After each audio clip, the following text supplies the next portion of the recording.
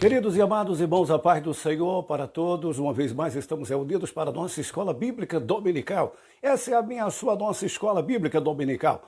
Escola essa enquanto ensina, evangeliza e alcança vidas através da genuína palavra do Senhor. Palavra essa que tem o poder de libertar, palavra essa que tem o poder de restaurar, de curar, de purificar e nos tornarmos acessíveis ao nosso querido e maravilhoso Deus. É mais uma manhã agradável, mais uma manhã abençoada que Deus, por sua infinita bondade, graça, amor e misericórdia, nos concede de uma vez mais poder estarmos aqui comunicando a palavra de Deus. Faço minhas palavras de Davi: em paz deitei, dormi e acordei, porque o Senhor me sustentou. Espero que você esteja bem. Reúna agora toda a sua família, vamos estar juntinhos durante alguns minutos para que juntos possamos estar aqui compartilhando a palavra do Senhor. Lições interessantíssimas todo esse trimestre.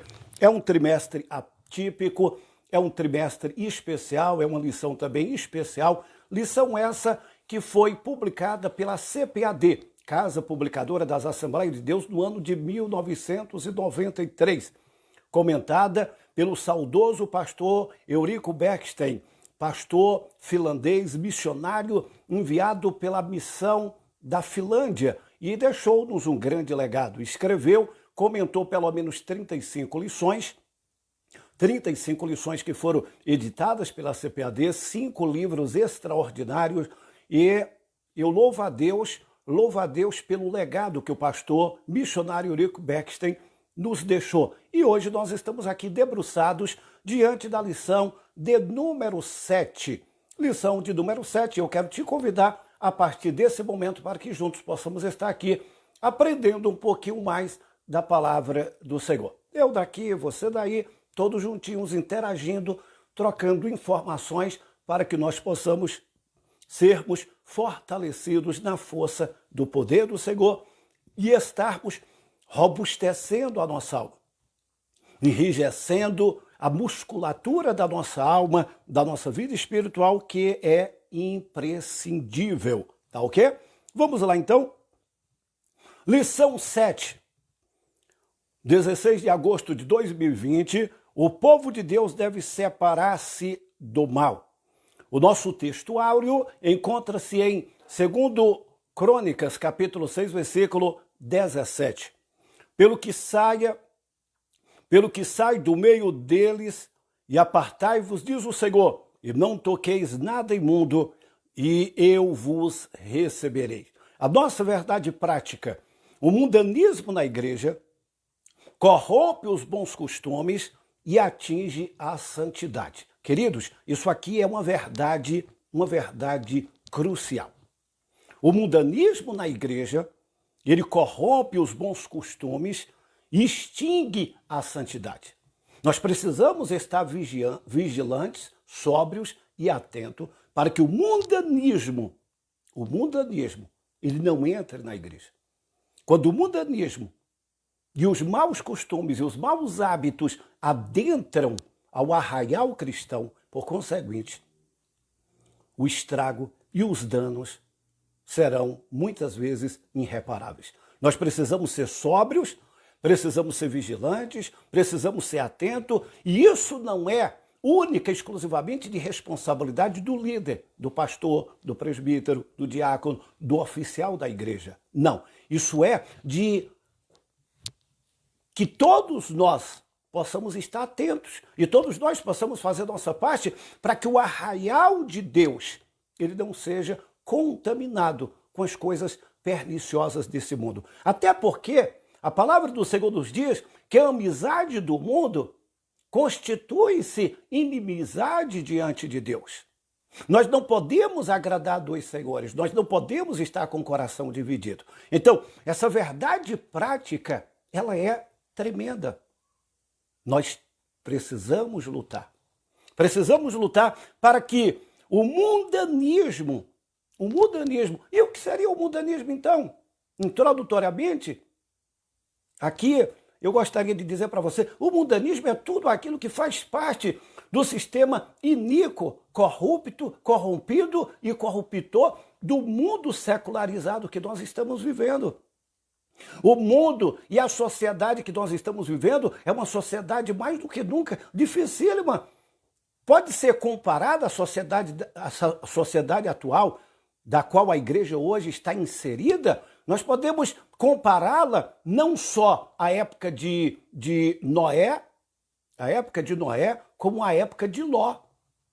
Então, queridos, nós precisamos ter muito cuidado, tá ok?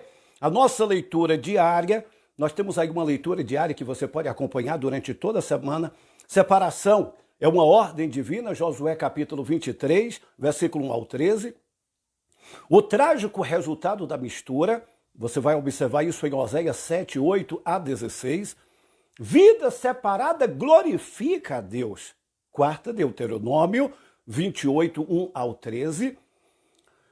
O ambiente numa igreja despertada, aí sim, dá uma olhadinha lá no livro do Atos, capítulo 2, versículo 41 ao versículo 47. O despertamento renova, Isaías 52. O tempo de despertamento, Romanos 13, 1 ao 14, é tempo de despertamento. A nossa leitura bíblica em classe encontra-se no livro de Esdras. Esdras capítulo 2, versículos 59 ao 62, capítulo 4, 2 e 3, capítulo 6, 2 ao 4. Vamos então à introdução da nossa lição. Eu espero que você me acompanhe. Vamos tentar estarmos aqui interagindo, vamos estar tentando de alguma forma depreender as lições que são tremendas e colocadas aqui nessa lição. Nós precisamos de separação. O povo de Deus precisa separar-se do mal. A nossa introdução diz o seguinte: nessa lição, iremos estudar os preparativos que os judeus fizeram para pôr os alicerces da nova forma de vida que eles iniciaram em Jerusalém depois dos anos do cativeiro babilônico. Ali eles viveram espalhados pelo vasto território daquele reino e agora iriam viver uma vida comunitária conforme os ritos da lei. Somente os judeus retornaram a Judá. Queridos, vale salientar nesse primeiro tópico, apenas os judeus retornaram a Judá. Nós vamos entender aqui que havia uma mistura e essa mistura nunca foi admitida por Deus. A mistura nunca foi admitida por Deus. O casamento misto, a união com pessoas que não faziam parte da mesma aliança, do mesmo pacto, da mesma aliança que Deus havia feito com Moisés. Então, todos aqueles que de alguma forma se contaminaram lá em Babilônia e não preservaram a sua pureza e a sua integridade como judeu, a sua pureza, o seu puritanismo, por conseguinte, não puderam entrar e retornar para Judá. Nós vamos observar ainda aqui na introdução que até alguns filhos de sacerdotes, eles não puderam entrar em Judá. Havia todo um processo seletivo e muito meticuloso no sentido de que se preservasse aquele puritanismo, que eles fossem preservados e todos aqueles que de alguma forma foram contaminados através de casamento misto, caldeus com judeus, judeus com caldeus, tudo isso era interminantemente proibido segundo os ritos da lei mosaica. Os ditames da lei mosaica proibia interminantemente. Havia uma lei, Deus havia estabelecido. Até porque Deus ele que estabelece as leis, as normas e as diretrizes. Naquela época, Deus havia estabelecido isso. E nós vamos ver isso sendo repetido ao longo de todo o Antigo Testamento. Deus falando através de Moisés, Deus falando através de Josué, Deus falando através dos profetas, Deus usando os servos dele para que não houvesse contaminação, até porque Deus ele escolheu um povo. Ele escolheu Abraão, quando ainda em Ur dos Caldeus, para através de Abraão formar uma nação. E por meio dessa nação ele se comunicar à humanidade, ele se comunicar às demais nações. E essa nação era exclusiva. Essa nação era o povo eleito do Senhor. Era uma nação exclusiva para Deus como reino de sacerdotes. E por meio dos quais Deus haveria de comunicar sua vontade à humanidade. Esse povo era uma propriedade peculiar. Era um povo escolhido. Um povo separado dentre todas as demais nações. Então esse povo precisava exatamente preservar tudo quanto Deus havia lhes colocado. Então, o que nós vamos perceber é que somente os judeus retornaram para Judá. No nosso segundo tópico, os judeus não aceitam a ajuda dos samaritanos. Queridos, entendam bem. Nós precisamos pontuar algumas coisas aqui que eu acho de grande e suma importância. Os judeus não aceitam a ajuda dos samaritanos.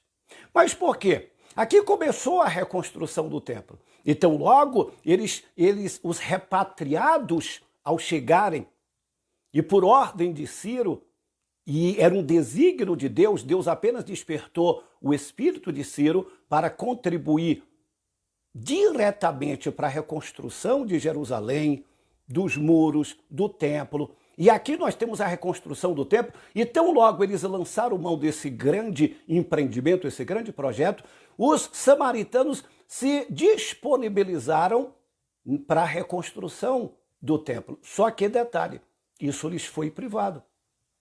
Aos samaritanos não lhes era permitido participar da reconstrução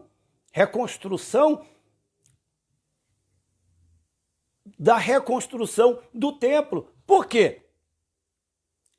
Porque simplesmente eles queriam formar uma aliança e firmar uma aliança, estabelecer uma aliança, não com coração sincero. Eles queriam apenas estarem ali, se misturarem e, de alguma forma, dissimuladamente, atrapalhar na reconstrução, o que eles sempre fizeram. Uma pessoa que eu gostaria de salientar, está muito em voga no livro de Neemias em especial, que foi Sambalate, um dos governadores de Samaria. Sambalate, na verdade, ele foi um dos grandes oponentes à construção do templo. Tanto é que, em decorrência da sua muita oposição, e oposição essa ferrenha, o templo ficou parado durante um bom tempo. Ele amedrontou o povo ficou aterrorizado. E agora, nessa reconstrução, nessa retomada, os repatriados precisavam exatamente do templo para adoração ao Senhor. Eles haviam celebrado a grande festa, as grandes celebrações, eles já começaram agora a se aproximar de Deus, e essa busca ao Senhor diante da ameaça dos povos que ali habitavam, nas regiões circunvizinhas, eles sentiram a necessidade muito forte, latente, de buscarem ao Senhor. Só que aos samaritanos fora privado aquela ajuda, porque na verdade era uma ajuda dissimulada, era uma ajuda vírgula. Quantas vezes nós permitimos que algumas pessoas que até se propõem a ajudar, mas com coração dissimulado, não querem ajudar. No primeiro momento se apresenta como alguém que está preocupado em ajudar, mas muitas vezes só para querer se subtrair, para querer, de alguma forma, te prejudicar. E os samaritanos, o propósito dos samaritanos, e vale aqui abrir um parêntese para dizer para vocês que os samaritanos aqui, na verdade, samaritanos e judeus, sempre houve uma confusão entre eles, mas isso eclodiu a partir exatamente quando o reino foi dividido. O reino de Jeroboão e Roboão, após a morte de Salomão, o reino foi dividido. E quando o reino foi dividido, o reino do norte, o reino do sul, o reino do norte, cujo capital foi Samaria, o reino do sul, cujo capital Jerusalém, e esses dois reinos, quando se dividiram, Judá foi levado para a Babilônia, as duas tribos, e os outros foram levados também para o cativeiro assírio. Só que havia uma diferença do cativeiro assírio e o cativeiro babilônico. O cativeiro assírio, eles tinham uma estratégia que era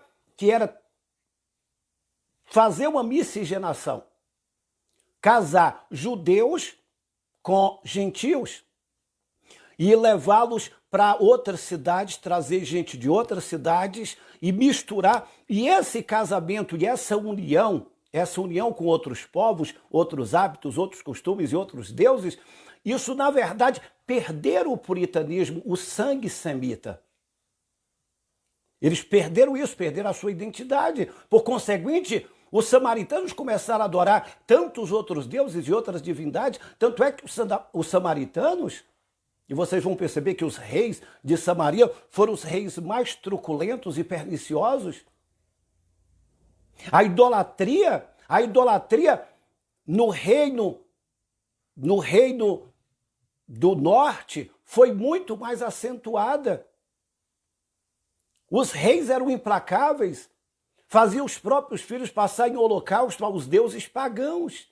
A idolatria era muito além do reino de Judá. E essa miscigenação, na verdade, perdeu a essência da pureza. Olha o que diz a Bíblia no livro de Amós: Efraim com os povos se mistura. Efraim é como um bolo que foi assado de um lado e do outro ficou sem assar. O coração estava dividido. Eles temiam a Deus, mas adoravam outros deuses. Eles temiam a Deus, mas havia aquela coisa de eu adoro a Deus, eu temo a Deus, mas adoro outros deuses. Esse sincretismo religioso era muito forte dentro da cultura dos samaritanos. Daí Deus estabeleceu de que os judeus repatriados, eles não se juntassem aos samaritanos, até porque haveria de gerar problema. As más conversações corrompem os bons costumes. Quando nós nos unimos às pessoas que não comungam e compartilham da mesma fé, dos mesmos ideais, do mesmo Deus, há um perigo muito grande.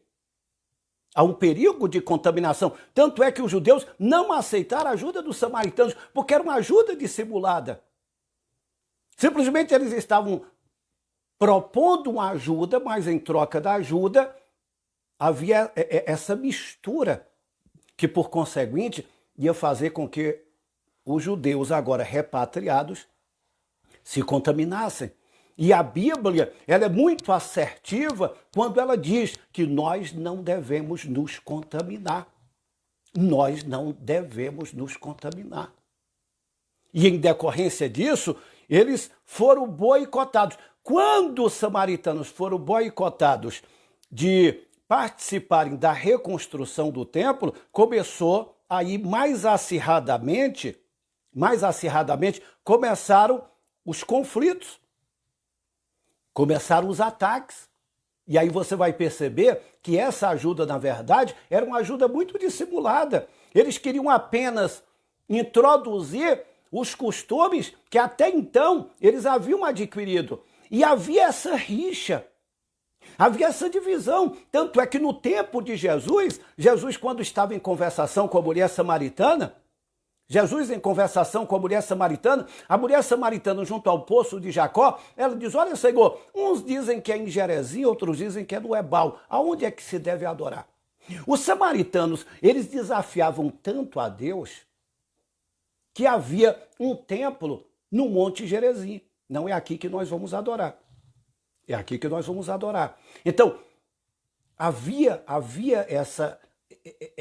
esse embate constante. E essa questão de não permitir que eles participassem da construção, essa mistura, é porque havia não só um cunho político, havia também um cunho religioso. Não era só um cunho político, era um cunho religioso também. Essa dissimulação, nós precisamos ter cuidado com a dissimulação. Nem sempre aquelas pessoas que de alguma forma se disponibilizem a ajudar, significa necessariamente que vão nos ajudar. E o povo de Deus estava atento para isso. Deus exige santidade do seu povo, no tópico 3. Em toda a história, o povo de Deus, em toda a história do povo de Deus, observa-se que ele, para manifestar-se no meio do seu povo, exige plenamente santidade. Retornando do cativeiro real, separou-se do mal. Queridos, quando nós olhamos em toda a Bíblia, não só no Antigo, mas no Novo Testamento também, Deus exige separação, separar-se do mal. Que comunhão há entre a luz e as trevas? Qual a comunhão? Eu te pergunto. Pare e vamos refletir. Qual a comunhão? Não há comunhão entre a luz e as trevas. Não há comunhão entre o bem e o mal. Não significa dizer que nós vamos viver como eremita. Não significa dizer que nós temos que ir para um monastério, para um confinamento, vivermos alienados de tudo e de todos. Não, não é isso. Não é que nós vamos ser excludentes ou preconceituosos. Não, nós precisamos estar inseridos no meio da sociedade. Como Jesus comia com publicanos e pecadores, Jesus assentou-se com aquela samaritana junto ao poço de Jacó. Jesus, por vezes, estava exatamente próximo às pessoas mais improváveis e pessoas essas, muitas vezes, tidas e vistas como excluídas, segregadas, mas Jesus estava no meio delas. Só que tem um detalhe. Jesus, ele convivia com ele, Jesus estava com ele, Jesus sempre estava indo ao encontro do povo, só que, e por isso Jesus foi até censurado, quando chegaram para os discípulos de Jesus e disseram: ei, o vosso mestre, ele come com publicanos e pecadores. Que mestre é esse? Que come com publicanos e pecadores. Só que, queridos, Jesus, ele sabia e ele nos ensina isso. Ele convivia no meio de pecadores e não pecava. Eu posso muito bem ter uma relação com todas as pessoas, de todos os credos religiosos, e respeitando todos os credos religiosos, até porque nós não podemos ser sectaristas e excludentes, mas convivermos com todas as pessoas sem nos contaminarmos. Agora nós precisamos vigiar. Nós precisamos manter uma postura de separação no que diz respeito a uma vida de pecado. Nós não podemos permitir que o pecado ele venha lograr êxito nas nossas vidas, mas estarmos separados de tudo aquilo que pode atingir a nossa fé.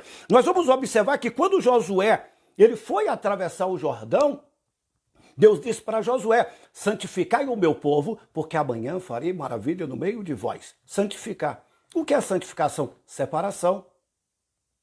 Separação significa cortar, estar desligado de tudo aquilo que é pernicioso.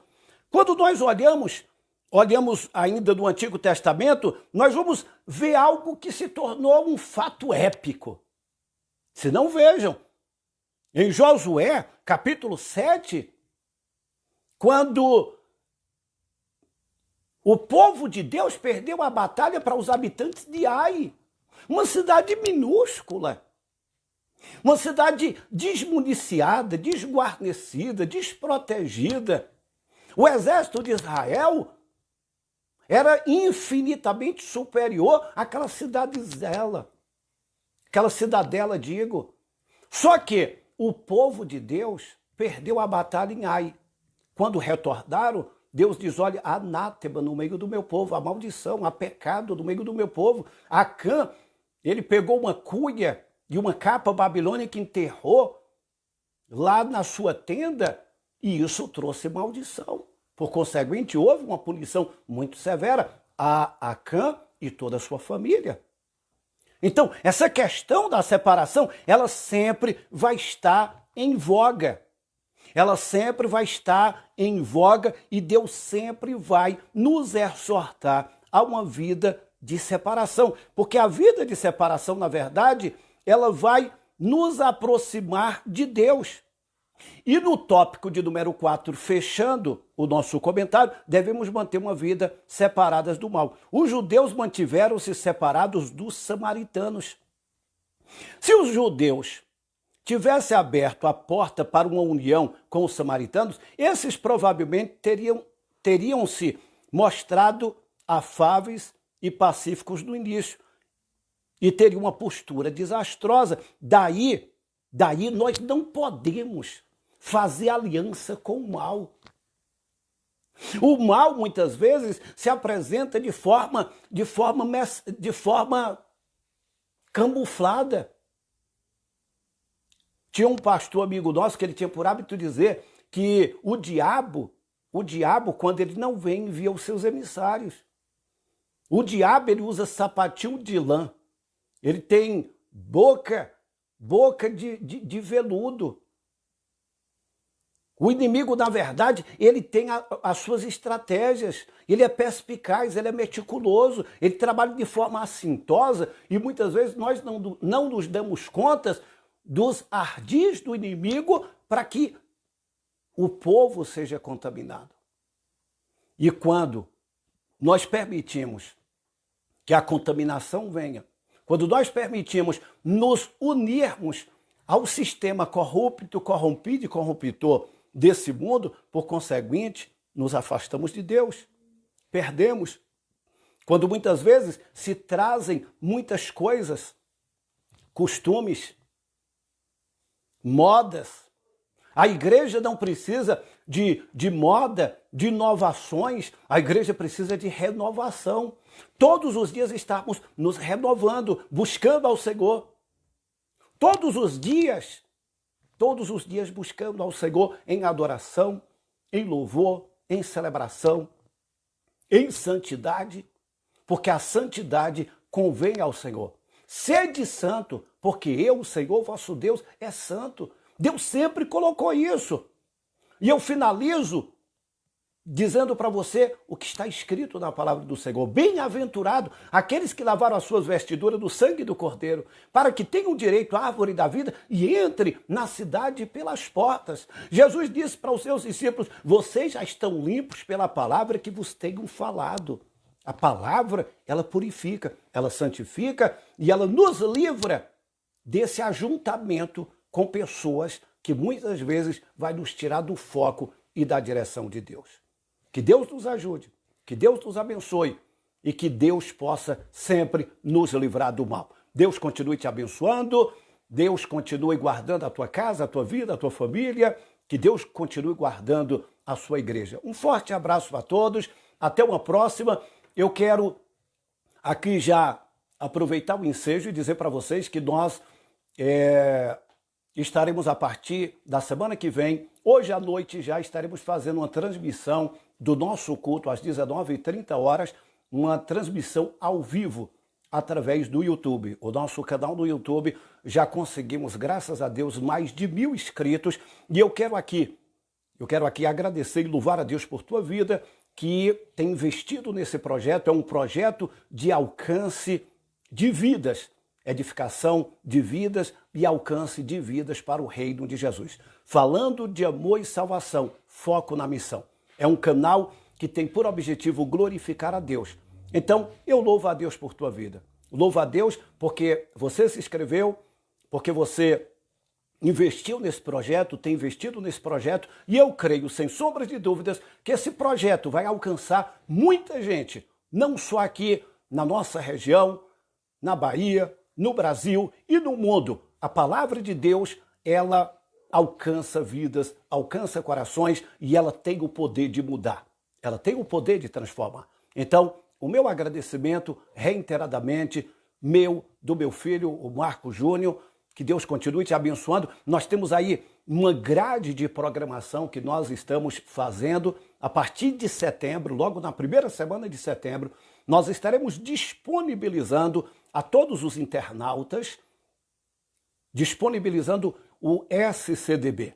O que é isso, pastor? SCDB. É um seminário que Deus colocou no meu coração há muitos anos atrás. Realizamos esse seminário em várias cidades aqui da nossa Bahia e fora da Bahia. realizamos vários seminários, montamos uma equipe abençoada e esse seminário foi realizado em mais de 180 igrejas ao longo de alguns anos. Foi um seminário que foi concebido ainda lá no extremo sul, na cidade de Alcobaça. Cidade de Alcobaça, extremo sul. Deus nos deu esse projeto e nós queremos disponibilizar esse seminário, SCDB, Seminário Conhecendo as Doutrinas da Bíblia. Então, toda semana nós estaremos disponibilizando uma doutrina da Bíblia, doutrina de Deus, doutrina do Espírito Santo, doutrina de Cristo, doutrina do homem, doutrina do pecado. Enfim, nós estaremos ao longo de vários meses colocando à disposição. Esse seminário é um seminário livre, um seminário aberto, gratuito.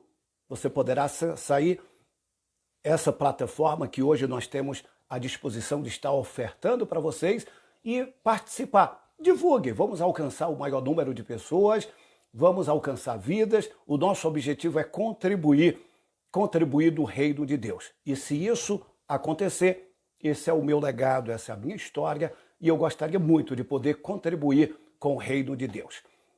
Que Deus continue te abençoando, continue orando por nós, continue orando pela Igreja do Senhor aqui em Piatã, continue orando pela Igreja do Senhor aqui no campo de Cabralha de Piatã, continue orando pelo nosso pastor Gleidson de Andrade, pastor presidente desse campo, que tem a honra e o prazer de estar cooperando, trabalhando e fazendo a obra de Deus juntos para a glória do nome do Senhor. Forte abraço, tenha um ótimo domingo. Logo mais à noite, às 19h30, estaremos reunidos, celebrando e adorando ao Senhor no grande culto de celebração.